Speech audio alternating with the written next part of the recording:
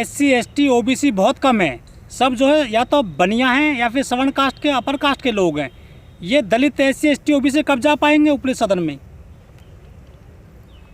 देखिए, इस एंगल से देखना गलत है कि साहब वो तो जो वर्चस्व चाहते हैं वो तो ये अपने इस तरीके की हरकतें करेंगे जो वहाँ लोग हैं, लेकिन अब जो है राज्यसभा का प्रारूप बदलना चाहिए।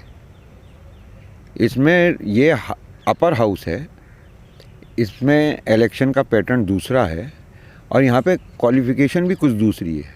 हाउस ऑफ एल्डर्स के तरीके से माना जाए, इसमें जिस तरीके से नौजवानों को, अनुभवहीन लोगों को वहाँ पे भेजा जा रहा है, तजुर्बा इतना है नहीं पार्लियामेंट्री डेमोक्रेसी का, इनको एल्डर हाउस में भेजना गलत है। जयंत को अनुभवहीन बता रहे हो आप?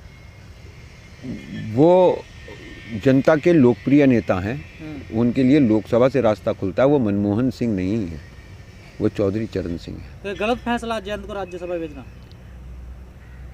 ये उनका आपस का फैसला, मैं उनकी पॉलिटिक्स में इन्वॉल्व नहीं हूँ, ये वो जाने। मेरा अपना मानना ये है कि हाउस ऑफ एल्डर्स के अंदर, और ख़ासतौर से पॉपुलर लीडर जो है वो लोकसभा से आना चाहिए और हाउस ऑफ एल्डर्स के अंदर विशेषज्ञ लोग जाने चाहिए। देखिए, इस वक्त ये है कि हेमा मालिनी भी पॉपुलर वोट से लोकसभा में पहुंच जाती हैं और कानून बनाती हैं और किसानों पे कानून बनाती हैं, जिस फील्ड की उन्हें कोई जानकारी नहीं है, तो वहाँ हम उनकी योग्यता का लाभ नहीं उठा पाते। लेकिन अगर राज्यसभा में इस तरीके के लोग पहुँचेंगे जिन्हें कृषि की जानकारी है, जैसे VM सिंह है, पार्टी से ऊपर उठ के होना चाहिए।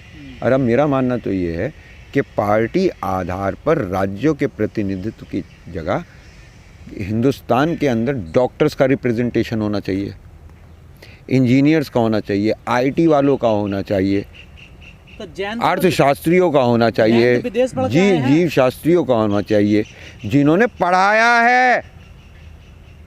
बात नहीं सुनते कभी पूरी। मैं पढ़े हुए पे एतराज़ नहीं कर रहा, कहीं से भी पढ़ के आए हो, अच्छी बात। मैंने जयंत कहाँ से आ गया भाई? जयंत पकड़ के बैठ गया। मैं बात पूरी पॉलिसी की कर रहा हूँ, वो जयंत को पकड़े बैठे हैं। भाई क्या करेंगे? लेकिन वहाँ तो व्यापारी बहुत जा रहे हैं ऊपरी सदन में। उनका प्रतिनिधित्व ज़्यादा इस वजह से हो रहा है क्योंकि टिकट भी बिक रहे हैं। खरीदेगा कौन? किसके पास? जिसके पास पैसे होंगे। 1 करोड़ रुपए में बिकता है। बहुत करोड़ ले लेते हैं भाई। मैं और तुम तो सोच भी नहीं सकते। तो देखो, इंडिया में एक बड़ी अजीब चीज़ चल रही है जो तुम्हारे को समझ में नहीं आ रही क्योंकि दिखाई नहीं दे रही। स्कूटर पे चलने वाले पीयूष जैन के घर से 200 करोड़ रुपए नकद मिले, जो कि पैसे उसके अपने नहीं थे, वो उसमें कुछ परसेंटेज लेके वो उसका हैंडलर था। उस सेठ के ऐसे बताते हैं हिंदुस्तान भर में 10 हैं और वो टैक्स चोरी के गुटके के पैसे हैं। ठीक है, एक IAS पकड़ी जाती है, उसके CA के यहाँ से, चलो मान लिया कि 2-4 करोड़ CA के भी होंगे, वो इतने कैश वहाँ पे रखे पड़ी है। ठीक है, और भी जगहों पे कि 26,000 करोड़ RK अग्रवाल लेके चले गए और इतने 1000 करोड़ फला गुप्ता जी, जैन साहब ले चले गए। तो इस तरीके की बातें सुनाई दे रही हैं, पर दोषी कौन पकड़ा जा रहा है? पिक्चर में उल्टा भी तो देखो ना इसका। दोषी पकड़ा गया पंजाब में आज़ादी के टाइम पे बड़े जमींदारों में शुमार चौधरी देवीलाल का, जो कि भारत के उप प्रधानमंत्री रहे, हरियाणा के मुख्यमंत्री रहे, उनका बेटा जो स्वयं अपने आप में 4 बार मुख्यमंत्री रहा, उसे आय से अधिक संपत्ति वाले मामले में 6 करोड़ रुपए, 600 करोड़ कहते तो हम मान भी लेते भाई एक बार को कि चलो इल्ज़ाम सही लगाया। 6 करोड़ लगा के अपमान और कर रहे हैं और उसमें सजा और कर रहे हैं 4 साल की। तो 6 करोड़ रुपए नहीं होते क्या? 200 करोड़ रुपए कुछ होते नहीं क्या हैं? उन पर तो कार्रवाई हो रही है। अब वो तो राजा का बेटा राजा था, उसके पे तो 6 करोड़ के निकाल लिया तुमने हिसाब, और यहाँ इनके सारे माफ पड़े हैं। अरे तुम कर रहे हो किसकी बात? किसानों का नेता है, इस वजह से उसको प्रताड़ित किया जा रहा है, किसान को तोड़ा जा रहा है। किसान प्रताड़ित होता है वैसे? किसान के पास प्रताड़ित तो होता है पर बर्दाश्त ज़्यादा है, वो मौसम की भी झेल जाए। फसल पकी खड़ी है, पूरे साल की मेहनत उसकी खड़ी है, और अचानक राम जी का मूड बदल गया, आ गई घटा गिर के, अब मारे ओले पटापट बैठा है सिर पकड़े, तो प्रताड़ित तो होता है लेकिन उस पर बर्दाश्त भी बहुत है। क्या ठीक है राम जी, अगली बार देख लिए। तो राज्यसभा किन लोगों को भेजना चाहिए आपकी नज़र से? प्रोफेशनल फील्ड्स के। दुनिया बहुत तेज़ी से चेंज हो रही है, तो नई फील्ड्स के। और जैसे मेरा अपना मानना ये है कि सशस्त्र बलों का जो चीफ है वो रिटायरमेंट के बाद क्या करे? क्या वो बेकार हो गया? उसके जीवन भर का अनुभव बेकार हो गया? उसे राज्यसभा में होना चाहिए। वीके सिंह की तरह नहीं कि पहले पार्टी के नेताओं के चापलूसी कर देंगे, हमें एक टिकट दे दीजिए, हमें एक टिकट दे दीजिए।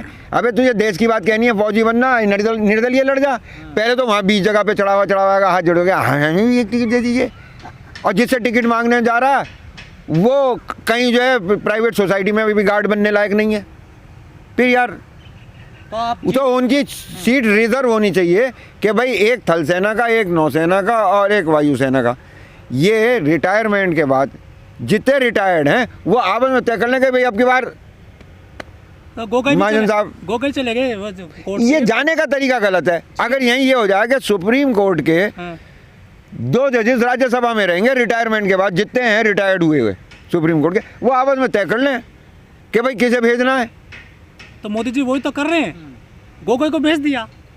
ऐसे नहीं, ऐसे नहीं, ऐसे नहीं, ऐसे नहीं, ऐसे पकड़े जाते हैं तो बहुत। तुम अपनी पट्टी भी नहीं भाई देखो, दरवाजा खुल के स्वागत के साथ आए, टिकट के साथ आप आए जजमेंट दे तो नहीं बढ़िया हैं। गोगोई साहब ने जजमेंट हाँ तो इनाम मिल तो गया। ये इनाम है, इनाम नहीं होना चाहिए, रिजर्वेशन होना चाहिए। अगर ये सारे जजेस जो रिटायर्ड जजेस थे ये तय कर लेते कि भाई गोगोई को नहीं भेजना तो गोगोई नहीं जाता। पर ये तो विधायक चुनते हैं ना, किसी से क्या मतलब। अरे इलेक्टोरल कॉलेजेस होते हैं भाई। अब ये राज्यसभा का सदस्य कैसे चुना जाता है?